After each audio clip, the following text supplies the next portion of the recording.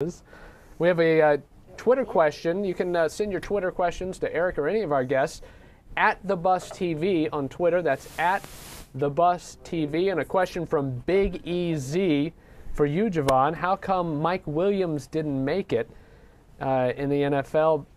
Big, fast, and he asked lazy. This is Mike Williams, who was with the Jacksonville. I'm not sure which one they're talking about. I think they're talking about the one from Mike USC. Williams. Yeah.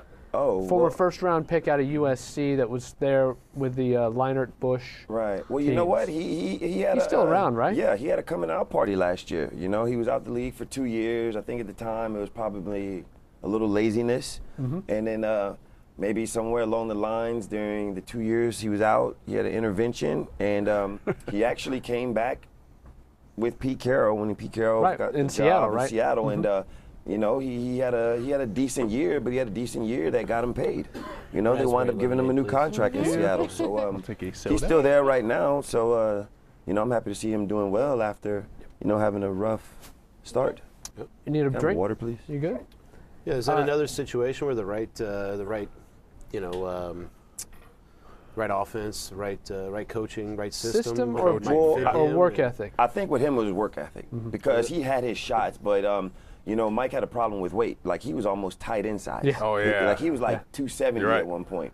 So his thing was he didn't have a drive that I guess other coaches wanted to see out of him, and then he was out, and you know, being that he was a USC guy, you know, Pete Carroll gave him a shot to come in, you know, prove himself during the off-season workouts, and he came back, and you know what? For how good he was at USC, that's what everybody saw of him with Seattle last year, and he wound up getting a new deal. So I think his thing was more of drive and having somebody push him to get going. How much does that bug you when you see a guy that has the physical abilities to be a Pro Bowl type receiver, and he doesn't have the work ethic to get there? You know what?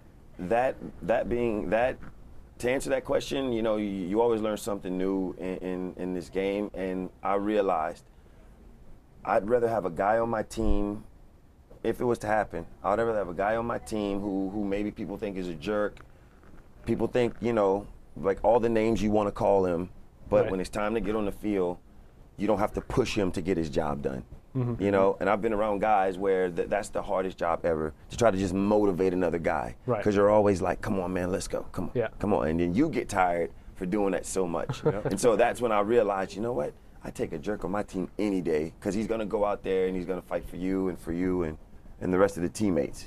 And, you know, that was one of the lessons I learned, you know, with this one individual player.